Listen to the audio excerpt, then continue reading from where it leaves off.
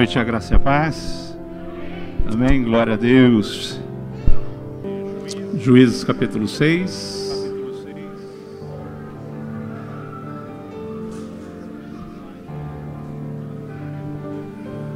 Juízes capítulo 6.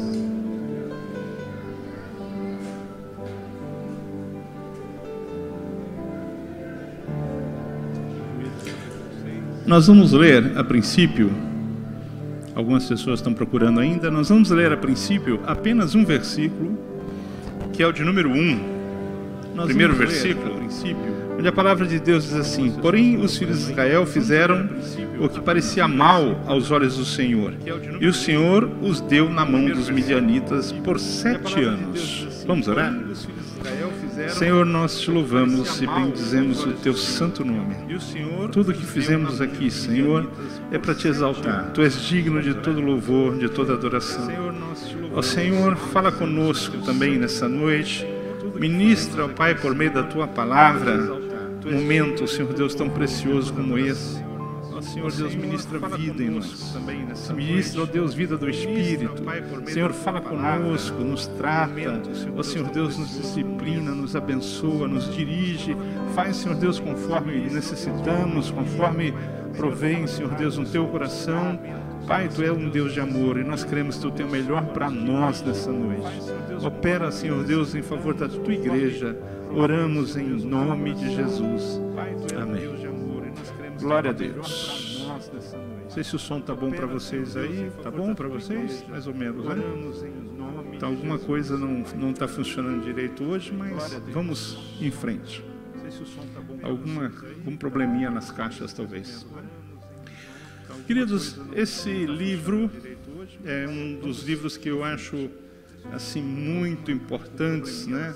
Esse livro, eu digo, a Bíblia, né? Eu acho que é o mais importante que uma pessoa pode ter em suas mãos. E ele tem tantas preciosidades, tantas coisas que são... por favor, tá? Tanta coisa que é tão enriquecedor para as nossas vidas. Eu digo que quando eu comecei a ler a Bíblia, a minha vida verdadeiramente foi transformada. E acredito que essa obra está acontecendo em você também a cada dia. Que o Senhor um dia iniciou uma obra na tua vida, assim como também na minha. E quem passa em frente talvez veja uma placa assim em obras, mas o que importa é que Deus continua trabalhando, Ele está nos aperfeiçoando a cada dia, né? Isso é o que nos importa. E dentre as divisões do livro, desse livro, a Bíblia, nós encontramos Juízes, né? E Juízes, dentro dos livros históricos, ele traz lições muito preciosas e conta o quão o homem pode ser falho, né? O homem, ser humano, pode ser falho no seu relacionamento com Deus. É o que nós estamos buscando aperfeiçoar hoje aqui. Eu fico pensando, às vezes eu estou em frente à minha casa, me preparando, saindo para vir para a igreja, eu vejo o pessoal passando para ir para a praia, até a noite. Eu vejo as pessoas correndo no bar, pegando bebida, entrando para dentro de casa, mas nós escolhemos sair de casa e vir aqui. Debaixo da graça, uma graça que tem poder, a capacidade plena de libertar a igreja do pecado. É fácil? Não é. Mortificar a carne todos os dias? Não é. Quando a gente olha para aqueles homens tão extraordinários da Bíblia e tantos que vieram depois, a gente vê que o cristão, apesar de receber Cristo na sua vida, ele vive numa luta constante contra ele próprio. O próprio apóstolo Paulo, no livro de Romanos, ele fala sobre isso. Ele diz: maldito o homem que sou. Eu tenho coisas que eu quero fazer, eu entendo que elas são as coisas certas. São essas que eu tenho que praticar, mas existe uma natureza em mim que insiste em desagradar a Deus. Claro, eu estou parafraseando. Existe uma natureza em mim que insiste a trazer de volta as velhas práticas. Ainda bem que era só a luta dele, né? Não é nem a minha nem a tua. Depois que recebemos a Cristo, o diabo tirou férias de perto da gente. Ele não nos tenta mais. Só que não. Um dos sermões que eu preguei aqui sobre Adão e Eva, eu falei justamente que existem frutos até hoje, árvores de frutos que nos tentam até hoje. Cada um enfrenta as suas árvores, cada um enfrenta os seus frutos. De repente, um fruto que me tenta não é o fruto que te tenta, mas todos nós temos sido constantemente tentados. Mas nós não estamos sós, meu irmão, nós temos um Deus em nossas vidas. Cristo, quando morreu na cruz, Ele morreu para nos dar a vitória sobre o pecado. Eu estive recentemente visitando uma casa, e eu estava ministrando sobre cura para uma pessoa enferma, e eu li também no livro de Isaías, que na cruz Ele levou sobre si as nossas iniquidades. Quando ministramos a ceia, nós vemos que nós somos sarados dos nossos pecados, que nós somos remidos pela aliança do sangue de Jesus. Amém, glória a Deus, glória a Deus. Sabe, queridos, Deus tem uma palavra de vida para a igreja hoje, uma palavra de restauração, uma palavra de bênção, mas ela passa necessariamente por um conserto, porque existem pessoas caminhando debaixo de promessas de Deus, mas estão morrendo, estão sendo sufocadas pelo pecado. Quantos casamentos não estão naufragando por conta do pecado e tanta imoralidade que existe no matrimônio? Eu estava lendo uma matéria, e essa matéria ela dizia o seguinte, que um camarada, tentando dar um aquecimento no casamento, ele e a esposa combinaram, e levaram para dentro da casa deles, para o quarto deles, uma terceira pessoa. E essa situação destruiu o casamento deles. Algumas semanas depois, a mulher dele, a esposa, pediu separação para ir viver com a outra mulher. Olha só que coisa maluca. E aí a gente começa a pensar assim, mas essas coisas elas acontecem do lado de fora. Irmãos, Deus não preparou um momento como esse, inspirou-me numa palavra como essa à toa. Eu não estou dizendo que você está vivendo isso, mas há um alerta de Deus, para que a gente possa olhar para a santidade do leito do nosso casamento. Porque a gente conhece histórias e mais histórias de coisas que acontecem do lado de fora, mas conhecemos várias histórias também de coisas que acontecem do lado de dentro. De pessoas que vêm e sentam, assistem um culto, não são casadas e saem daqui e vão se relacionar em motéis aí fora. Pesado o que eu estou falando? Mas é o que Deus tem para hoje, irmãos. É o que Deus tem para hoje. Porque o propósito de Deus é fazer uma igreja que caminhe em santidade na presença dEle. Você entende o que eu estou falando? O propósito de Deus é que nós sejamos tratados aqui nessa noite, que nós sejamos curados aqui nessa noite.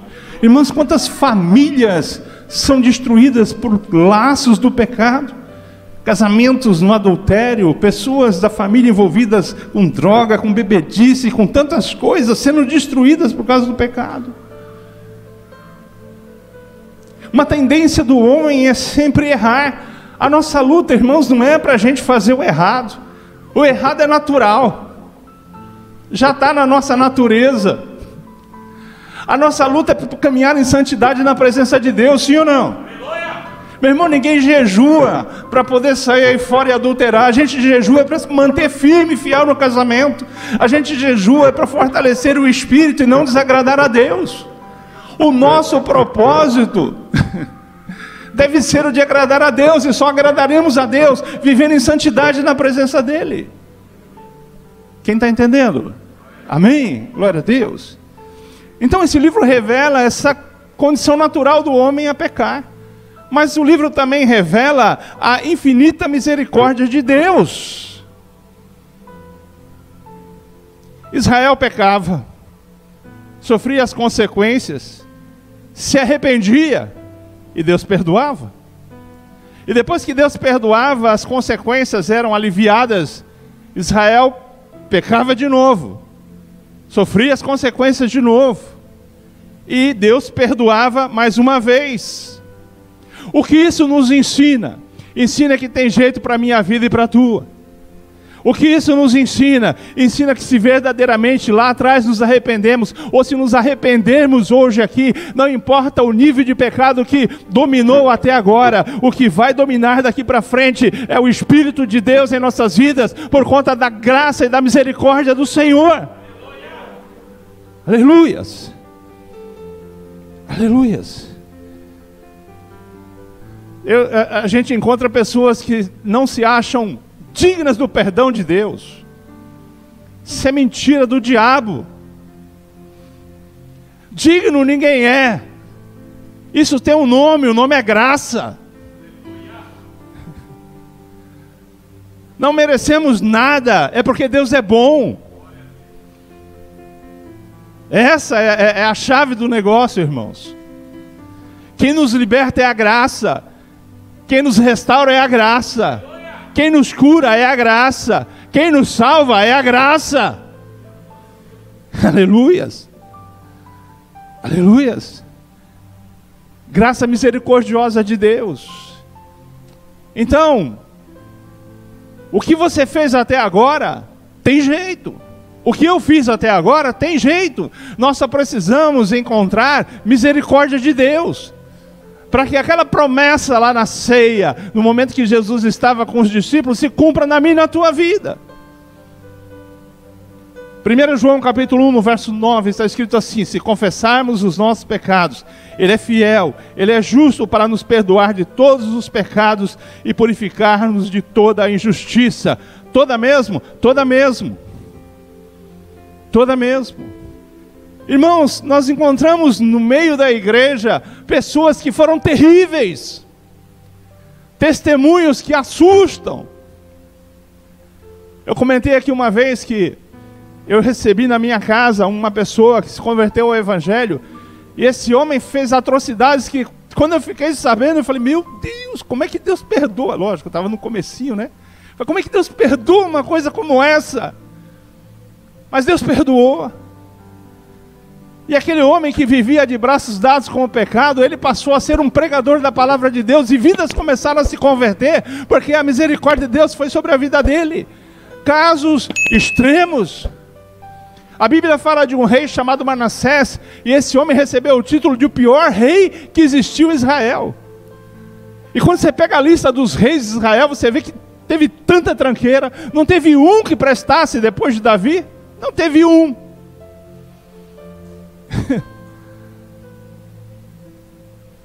Judá é outra coisa. Estou falando de Israel. Manassés foi o pior deles. Mas Manassés, no momento da vida dele, lá no sufoco, vivendo as consequências do pecado, ele olhou para Deus e buscou a misericórdia de Deus, e a Bíblia diz que Manassés foi perdoado. Há esperança para mim e para você. Há esperança para mim e para você. Aleluias. Aleluias. Claro, mediante a um sincero reconhecimento. Aqui começa o conserto, irmãos. A gente precisa viver o que está escrito em 1 Coríntios capítulo 11, no verso 28. Examine-se, pois, a pessoa, o homem, a mulher, a si mesmo. Isso é autocrítica. É uma análise espiritual das nossas condutas. Cabe aqui uma reflexão. E encontrando algo errado, precisa haver sinceridade e reconhecimento. Eu estou errando. Coisa que não aconteceu com Adão, não aconteceu com Eva. Quando eles caíram, Deus os interpelou. E o que Adão faz? Olha, a culpa não é minha. Eu comi do fruto, mas eu sou vítima nessa história. A culpa é da mulher. A mulher diz assim: olha, quem me convenceu foi a cobra, eu sou inocente nessa história. Não tem errado nessa história. O mais sincero nessa história foi a serpente, que não empurrou a culpa para ninguém. Então, irmãos, se nós não despertarmos e enxergarmos as nossas falhas, não tem conserto. Amém? Não tem conserto. Nós precisamos sair de fora dessa síndrome de Adão. Precisamos aprender a assumir as nossas falhas para poder enfrentá-las. Porque senão corremos o risco de pensar que somos vítima, e nós que estamos errando. Há um filósofo, eu esqueci o nome dele, e ele defende uma tese que muita gente da sociedade aí comprou essa tese. Que uma pessoa, se ela mata, se ela rouba, se ela trafica, se ela comete uma série de crimes, ela não é culpada, não deveria nem estar presa. A culpa é da sociedade. A culpa é minha e é tua. A culpa é da sociedade. Irmão, a gente tem que parar de empurrar a culpa para os outros. A gente às vezes começa a culpar até Deus dos nossos erros. Foi o que Adão fez. A culpa é da mulher que tu me destes. Mediante um verdadeiro arrependimento, a um sincero reconhecimento, a coisa começa a melhorar. A gente começa a viver a possibilidade de uma transformação para trazer para as nossas vidas aquilo que está escrito em Coríntios capítulo 5, verso 17. Pois se alguém está em Cristo, nova criatura é. Deus não salvou você para fazer de você um pneu recalchutado. Você é um pneu novíssimo nas mãos do Senhor. Você é transformado. Você é transformada pela graça, pelo sangue de Jesus. Aleluias. Aleluias. Também mediante um verdadeiro arrependimento. E aí às vezes a gente se confunde um pouquinho, né? Porque quando chega a consequência do pecado, muitas vezes a pessoa se constrange, muitas vezes a pessoa sofre, mas isso não é necessariamente arrependimento, pode ser remorso. Irmãos, remorso às vezes tem confissão, tem reconhecimento, tem choro, tem sofrimento, tem agonia, mas não tem mudança, não tem transformação. A pessoa se incomoda porque está sofrendo as dores do pecado. Uma vez eu pregava aqui, eu disse o seguinte: se o pecado não tivesse consequências, será que nós nos importaríamos em não pecar? Então às vezes quando estamos sofrendo toda essa pressão do pecado, nós estamos demonstrando algo que pode de uma forma confusa parecer arrependimento, mas não é. Às vezes até quem expressa pensa estar arrependido, mas não está. Porque remorso não tem mudança de direção. Remorso não tem mudança de vida. Existe uma pausa. A pessoa para de praticar por um tempo, mas é só a situação aliviar que daqui a pouco está fazendo de novo. E é essa exatamente a história do livro de Juízes. Aquele povo não vivia um verdadeiro arrependimento, porque era só aliviar a tensão das opressões, e eles já estavam lá se apostatando, estavam lá idolatrando, estavam fazendo coisas que desagradavam a Deus. Arrependimento tem tudo que o remorso tem. Tem confissão, tem choro às vezes, tem sofrimento, tem agonia, mas tem mudança de direção. Tem mudança de direção. Quem verdadeiramente se arrepende, muda os seus atos. Eu gosto de falar do exemplo de Davi. Davi foi um homem que cometeu coisas terríveis. Não foi o único, né? Cometeu coisas terríveis, mas também se arrependeu como poucos. A gente lembra do pecado de Davi, talvez o mais comentado é o pecado dele com Betseba. E eu já vi tanta gente criticar, mas uma vez eu até lembro que numa conversa eu falei assim, eu falei num grupo de colegas, de amigos, eu falei assim: Davi pecou com Betseba, mas você não vê na Bíblia, na história dele, ele repetindo o mesmo erro novamente. Você não vê. A questão, irmãos, é que muitas vezes nós vamos vivendo pecados habituais, vamos nos acostumando.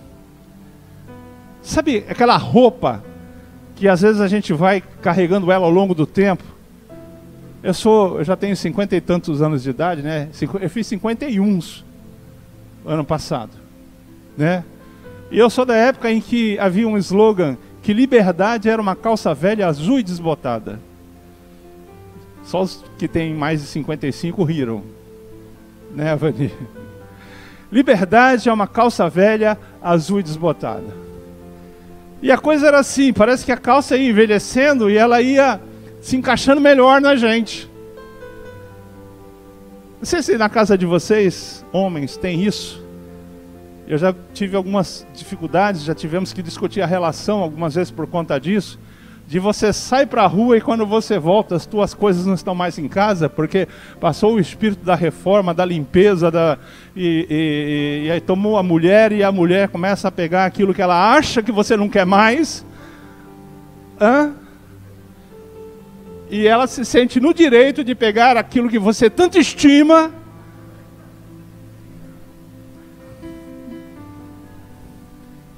Começa a confessar o pecado da mentira aí agora.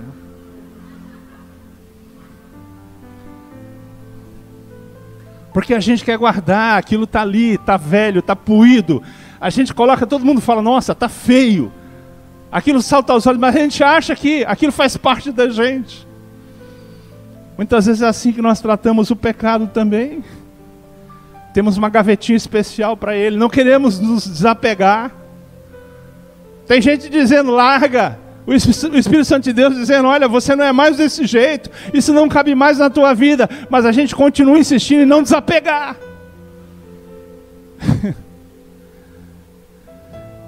É do teu tempo o LX? Então, essa noite, desapega. Desapega. Mudança de atitude, abandono de pecado, para ter misericórdia de Deus. Provérbios 28, capítulo 28, verso 13, a parte B, diz assim: o que confessa os seus pecados e os deixa, este será perdoado. Aleluias. Você quer misericórdia? Então tem que ter arrependimento. Remorso não basta. Remorso não basta. O Deus que sonda a mente e coração sabe exatamente o que está dentro de você, quais são as tuas intenções, o que você verdadeiramente está vivendo. Então, se você está aqui, meu irmão, nessa noite pensando, eu preciso de um alívio na pressão que eu estou sofrendo, o princípio está errado. O teu propósito é buscar viver de uma maneira que agrade a Deus. Amém? Amém. Quarto, isso é a introdução, tá? Por isso que eu disse que só vou pregar um ponto. Fora da pressão causada pelo pecado, se não houver comunhão com Deus, fatalmente a pessoa voltará a pecar. Como eu disse, é o que acontecia com Israel. Israel pecava, eles sofriam, né? Texto que lemos aqui, Deus permitiu que os midianitas os oprimissem. Já havia essa circunstância, né? Uma guerra constante entre nações ali, um invadindo a fronteira do outro, e eles perderam a graça de Deus. Eu digo que Deus não precisa castigar uma pessoa, basta ele tirar a graça, basta a pessoa sair debaixo da graça de Deus, isso já é castigo mais que o suficiente. Sabe, irmãos, então eles perderam a graça de Deus, e aí eles se arrependiam, eles clamavam, Deus perdoava, vinha um alívio e eles pecavam novamente.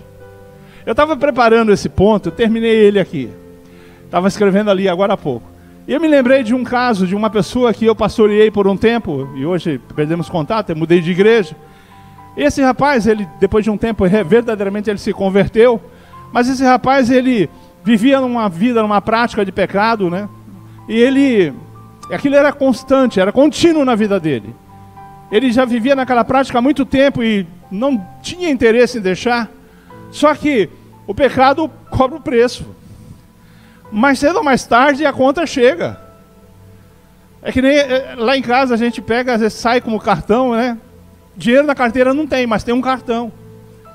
E a gente começa então a comprar, que o cartão dá uma sensação de que a gente tem dinheiro, sim ou não? Não é verdade? Aí a gente vai na loja, a gente compra, a gente vai no restaurante, a gente compra, a gente vai, sei lá onde, no mercado, e a gente compra. Só que na minha casa, todo dia 20 chega a fatura.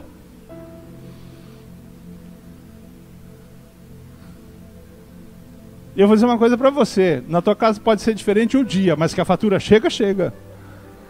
Sim ou não? Não é verdade? O pecado não é diferente, irmãos. A gente acha que pode.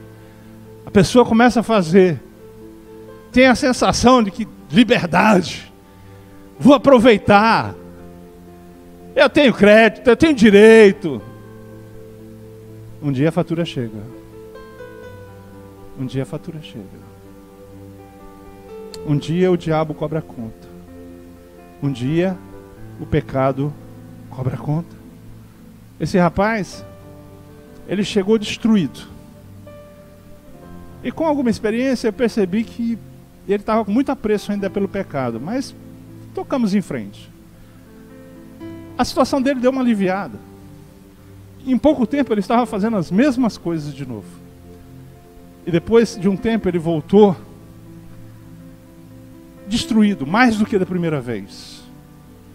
Voltou aos frangalhos. E somente a partir daquele momento ele entendeu que não dá para brincar com Deus. Que não dá para a gente brincar com o pecado. Que a gente tem que ter uma posição séria contra o pecado e a favor de Deus na história das nossas vidas.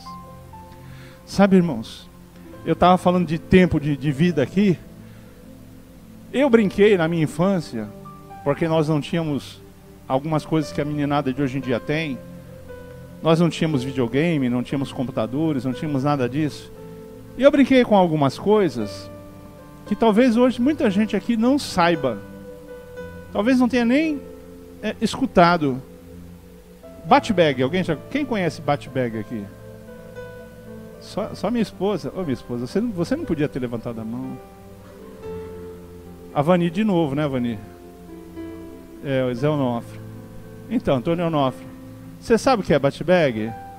Bat-bag é um brinquedo que tem duas bolinhas assim, presas por fios, em que a pessoa pega assim, ela fica fazendo assim para bater uma na outra. Sabe o que é? Tem muita gente com mais de 50 aqui, né?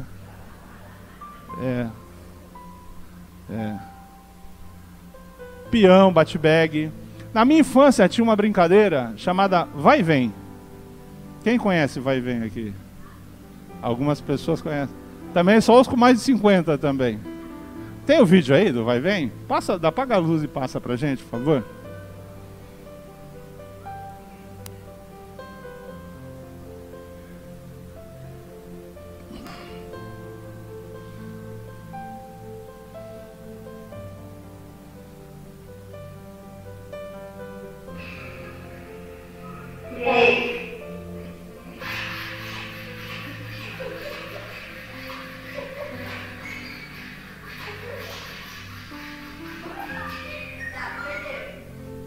Tá bom, para acender a luz.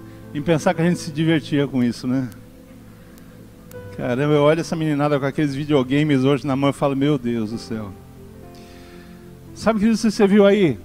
A bola passa de mão para mão. Ora tá com um, ora tá com o outro. E eu estava pensando nesse vai e vem. E eu estava pensando que muitas vezes assim, as pessoas, algumas levam a sua vida espiritual. É um vai e vem. São os Sansões do dia de hoje. Tem hora que está lá em cima. Deus é tudo. É o máximo. O cara está quase pisando no Santo dos Santos. Outra hora está lá com Dalila. Está lá comendo mel do leão morto. Tocando onde não pode. Se envolvendo com quem não deve. Uma hora é igreja. Na outra hora é mundo. Uma hora está com Deus. No outro está falando com a serpente. Em um determinado momento é santidade pura, no outro é puro pecado. Meu irmão, não podemos servir a dois senhores. Não podemos servir a dois senhores. A igreja do Senhor deve ser sem máculas, nem rugas, uma igreja santa, purificada, que glorifique o nome de Deus na terra. Louvado seja o nome do Senhor. Aleluias, aleluias. Primeiro ponto e último, põe alguém aqui que já vou terminar. Deus sabe exatamente o que precisamos para nos tratar. Deus sabe o que você precisa aqui nessa noite. Eu hoje estava contando com a minha filha Letícia aqui no culto. Ela não pôde vir de manhã e achei que ia vir à noite. E o motivo é justo. Meu neto está doente. Bernardo está com 39 graus e meio de febre. E com dor também. Aí nós começamos a conversar por telefone, ela levando o menino para o médico e eu tentando orientar algumas coisas. Eu criei 3 filhas, né? Então a gente né? Minha esposa também, conversei com ela e tal, ela também criou as dela e os netos, ajudou. E a gente pensou até na possibilidade de Covid, essas coisas todas. Mas não era nada disso, graças a Deus, né? Queridos, para uma pessoa doente como meu neto estava hoje, com febre, com dor, basta dar um remédio para baixar a febre, para baixar a dor? Não é o ideal, às vezes não. Na maioria das vezes não, porque isso não ataca o problema. É necessário que se passe por um especialista, por um médico, o médico examine o paciente, descubra a causa da doença e prescreva o remédio preciso, o remédio exato. Olha só que coisa interessante. Como às vezes a gente quer o alívio da febre, a gente quer o alívio da dor. E Deus enxerga com a capacidade dele que a doença tem outra causa. Israel, no verso 6, está escrito assim, ó, Juízes capítulo 6, está escrito assim: por causa de Midian, Israel empobreceu. Empobreceu tanto que os israelitas clamaram ao Senhor. Sabe o que eles enxergavam como problema? Eles enxergavam como problema que eles estavam pobres. Eles enxergavam como problema o sofrimento, a angústia, o empobrecimento, as necessidades que estavam passando, a falta de comida na mesa, o inimigo entrando e levando o fruto do trabalho. Esses eram os problemas que eles enxergavam. Quando eles clamaram a Deus porque eles queriam que Deus entrasse na história e quem sabe Deus levantasse um juiz, como já tinha feito em outras épocas. Ou se Deus, quem sabe, levantasse um exército no meio deles, ou quem sabe, se Deus não poderia levantar ali uma nação aliada, alguém de fora que se levantasse e viesse ajudá-los, uma outra tribo, quem sabe. O propósito deles era como o propósito daquele rapaz que eu citei, que eu pastoreei, um alívio da situação. O nosso problema é a dor que estamos sentindo, é a febre que nós estamos sentindo. Eles só queriam um alívio. Por isso eles clamaram a Deus. Só que o Bernardo foi ao médico, e o médico viu que o problema dele não era a febre, e nem a dor que ele estava sentindo. Claro, são sintomas que têm que ser combatidos, mas a causa era uma garganta infeccionada. E o Bernardo começou hoje a tomar antibiótico, para daqui a 3 dias, no máximo, já estar bem, comendo, sem febre, sem dor. Não adiantava dar um antitérmico, ou um analgésico, ou a mistura dos dois.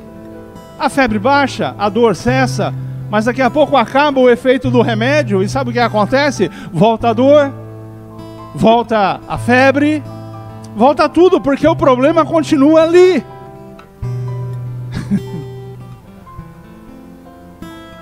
Você está entendendo? Você está entendendo? A gente precisa fazer cair as máscaras aqui.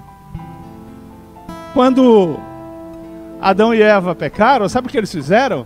Eles correram para se esconder atrás de folhas, de plantas. Cada Bíblia traz um nome diferente. Figueiras, ou parreiras, ou enfim. Não importa.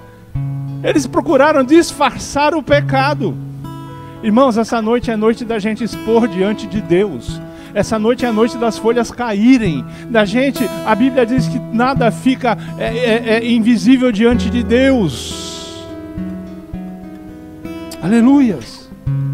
Isso é o que está sendo ministrado aqui nessa noite. É o que está sendo ministrado aqui agora.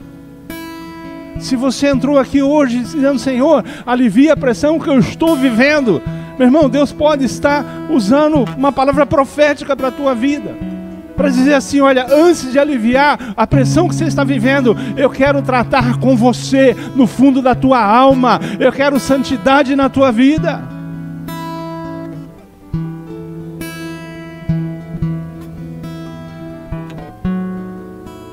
Eles queriam um alívio, eles queriam um libertador. Sabe o que Deus fez? Levantou um homem de Deus no meio do povo para dizer assim: olha, presta atenção aqui, para dizer assim: vocês pecaram. O problema que existe aqui é o pecado de vocês. Uma vez eu li um livro chamado curando as enfermidades da igreja. Presta atenção. Aí eu fui conversar com uma pessoa e a pessoa disse assim: e a igreja lá tem enfermidade? Eu falei assim: desde quando? Lá no início da história da igreja até hoje, o que não falta são cartas na Bíblia de Paulo querendo tratar as enfermidades da igreja. No livro de Apocalipse, Jesus se dirige às 7 igrejas, ressaltando pontos positivos e também as enfermidades da igreja.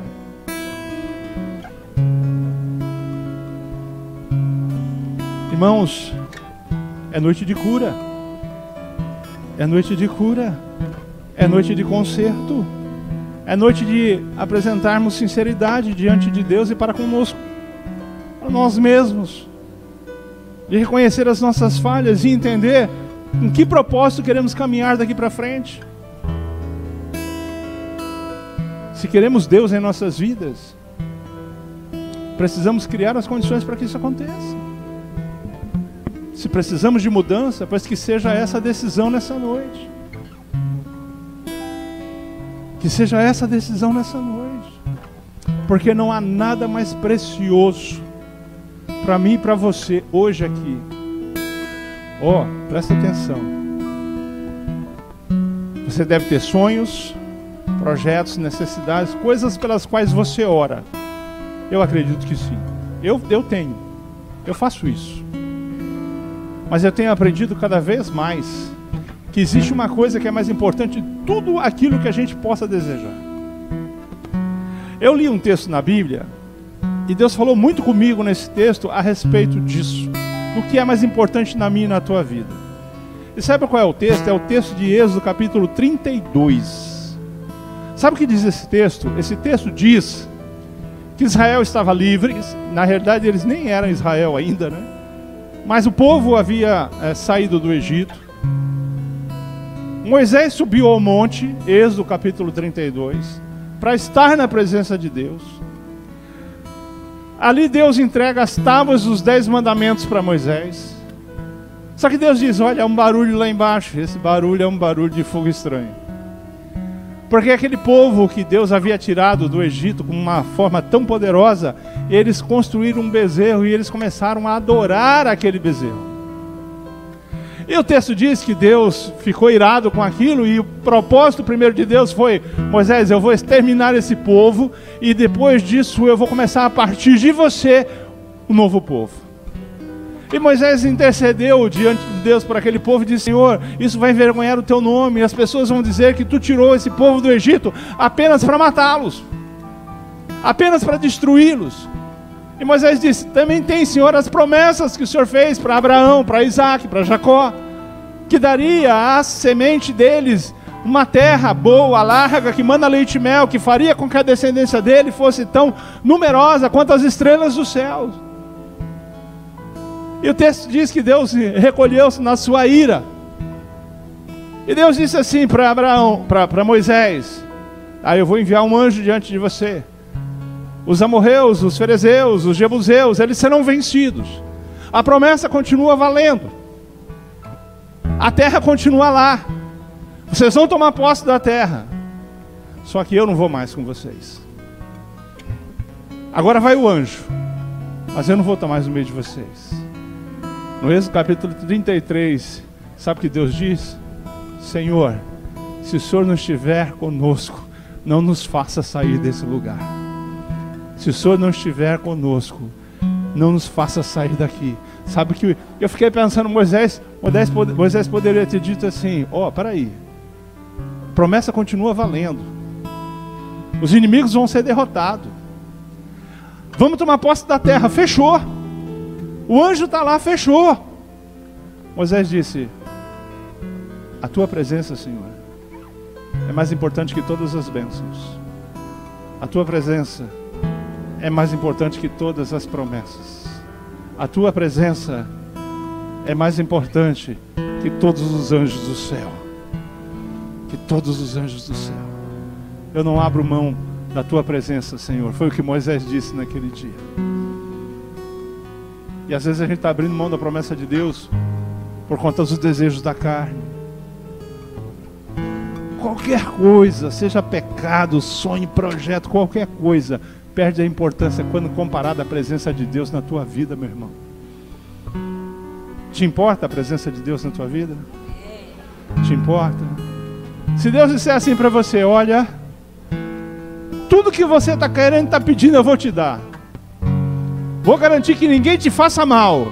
Mas a partir de hoje você não conta comigo, porque eu não vou estar mais na tua vida. O que você diria? O que você diria? Senhor, a tua presença e a tua graça me basta. A tua presença e a tua graça me basta.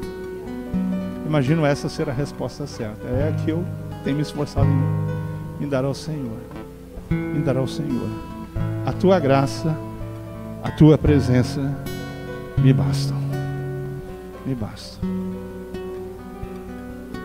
Normalmente quando eu prego aqui, tem muito glória a Deus e aleluia, né?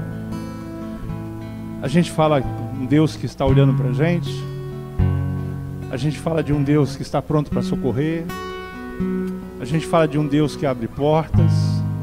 Um Deus que nos faz andar sobre as águas. Tudo isso é verdade, não estou dizendo que não é. Mas às vezes a gente precisa ouvir que a gente precisa se consertar diante de Deus. Isso é palavra de bênção também. Porque a porta só vai abrir se Ele estiver na minha e na tua vida. Porque nós só vamos andar sobre as águas se Ele fizer isso. E Ele só vai fazer se Ele estiver em nossas vidas. Não dá para ter a graça sem o autor da graça. O autor da graça é mais importante que a graça. O autor da graça é mais importante que a graça. Portanto, não se abata com essa palavra, porque ela é uma palavra para nos abençoar. Sabe, às vezes a gente ouve uma palavra como essa e diz assim, nossa, eu vim para a igreja hoje com a certeza de que eu ia ouvir alguma coisa que ia me colocar para cima. Mas é exatamente isso que está acontecendo. É Deus dizendo assim, se conserta porque eu tenho coisas imensas para você. Mas nós precisamos nos alegrar na correção de Deus. Nos alegrar na correção de Deus. Hebreus capítulo 12, versos 5 e 6 está escrito assim, meu filho, não despreze a disciplina do Senhor, nem se magoe com a sua repreensão, pois o Senhor disciplina quem ama e corrige quem aceita como filho. Amém? Você está entendendo? Essa palavra é uma palavra de amor de Deus para mim e para você. A gente reluta, irmãos, para poder chegar aqui e pregar uma palavra que seja uma palavra de exortação. Às vezes a gente fica dizendo, Senhor, tem certeza, é isso mesmo, eu não estou equivocado, eu não estou errado. Mas eu vivi uma coisa uma vez, que foi uma lição para eu não esquecer nunca mais na minha vida. Eu nunca tinha feito nada, absolutamente nada à frente de uma igreja. Nunca tinha feito nada. E aí foi me dada a oportunidade de eu começar a pegar intimidade com o microfone, então eu tinha que fazer a abertura do culto. Igreja sede. Imagina, culto lá com centenas e centenas de pessoas. E aí eu comecei a orar, né? Porque me ensinaram que tinha que ser desse jeito. E eu comecei a orar, a falar com Deus, e veio uma palavra no coração, que era o Salmo 33. Acho que era o 33, se não me falha a memória. E eu peguei e li aquele salmo e falei assim, ah não, é engano meu. Imagina. Pô, tem que salmos muito mais impactantes, né? Pegar um salmo aí daquele que as pessoas estão acostumadas a ouvir, aqueles salmos que as pessoas recebem com alegria. E eu vou pegar e escolhi um salmo e comecei a estudar aquele salmo ali no dia que eu tinha que fazer a abertura e me preparei para aquilo e cheguei lá na igreja e disseram assim, olha, você não pode abrir o culto atrasado. Aí eu falei, estou pronto, vou arrebentar nesse negócio. Tem um salmo aqui que é o salmo de Deus para essa noite. E aí estou eu lá sentado, olhando para o relógio e o ponteiro avançando. Aí quando faltavam alguns poucos segundos para dar horário, eu peguei a Bíblia para me levantar. Aí um irmão sai do meio da igreja, ele vai até o púlpito e diz assim, eu estou aqui para poder abrir o culto. E eu vou abrir com o salmo que Deus me deu. Abram a Bíblia de vocês no Salmo 33. Eu descobri naquele dia que quando Deus manda a gente obedece. Quando Deus manda a gente obedece. Assim funciona. Assim funciona. Deus mandou entregar para você essa palavra. que o Espírito Santo de Deus dê a mim e a você sabedoria para saber discernir essa palavra, digerir, comer, e que essa palavra possa fazer o resultado que Deus tem proposto na minha vida e na tua vida, em nome de Jesus. Amém? Vamos orar?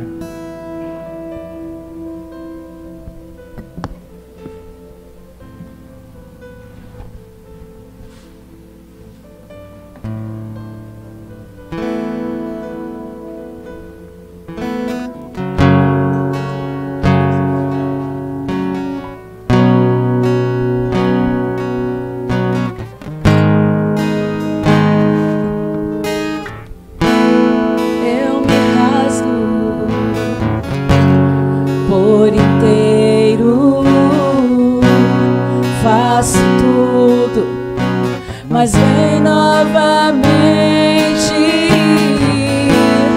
eu mergulho na mirra ardente, mas peço que tua presença aumente, e se eu passar pelo fogo, não temerei na tua fumaça de glória. Eu entrarei longe do Santo dos Santos, não sei mais viver.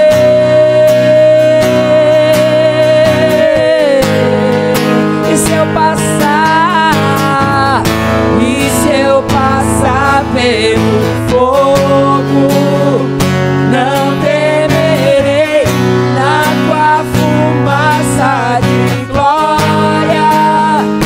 Eu entrarei longe do Santo dos Santos, não sei mais viver.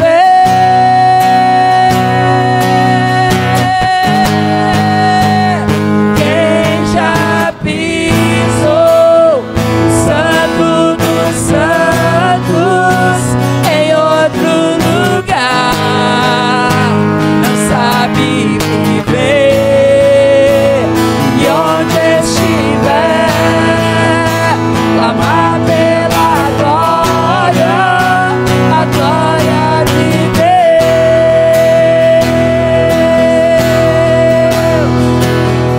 Quem já pisou o Santo dos Santos em outro lugar não sabe viver, e onde estiver clamar pela glória, a glória de Deus.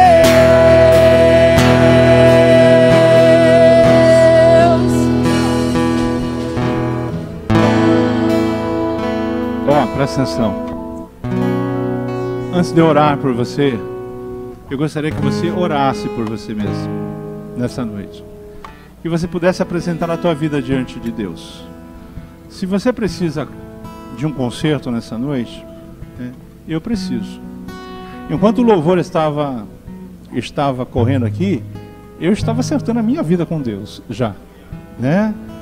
E vou dar esse tempo para você também. Senhor, até aqui eu tenho vivido desse jeito. Eu sei que isso não te agrada, mas hoje eu tomo uma posição.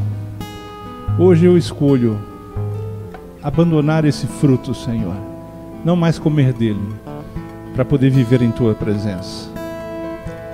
Que essa seja uma noite, como eu disse aqui algumas vezes no sermão, que nós possamos experimentar conserto com Deus, se necessário for. Eu não quero entrar na vida de ninguém aqui nessa noite, não tenho a pretensão, não tenho poder para isso, mas o Espírito Santo de Deus está aqui, porque você é templo dele, né? O Espírito Santo de Deus está aqui, está nesse lugar, pronto para agir na minha e na tua vida, para nos mostrar onde nós precisamos nos acertar com Deus. E aí, como foi ministrado, há necessidade de um reconhecimento sincero, né? Isso eu não posso fazer por você, é individual. Reconhecer os erros e decidir acertar daí para frente é uma posição que cabe a cada um. Ninguém pode fazer isso por você. Você não pode fazer por ninguém. Eu queria, diante de tanta gente que eu amo e que vejo errando, eu queria poder fazer isso. Dizer, eu vou aqui agir, eu vou orar, vou pôr a mão na cabeça e essa pessoa vai mudar. Não, isso é uma decisão, uma escolha pessoal. É você e Deus agora. Senhor, ó, eu tenho feito isso. O Senhor disse que para eu não fazer, mas a minha carne tem insistido. Eu tenho continuamente feito, Senhor. Continuamente eu tenho errado. Aí é você, Deus. Feche teus olhos, abre o teu coração, rasgue ele na presença de Deus. Eu vou aproveitar e vou fazer a mesma coisa.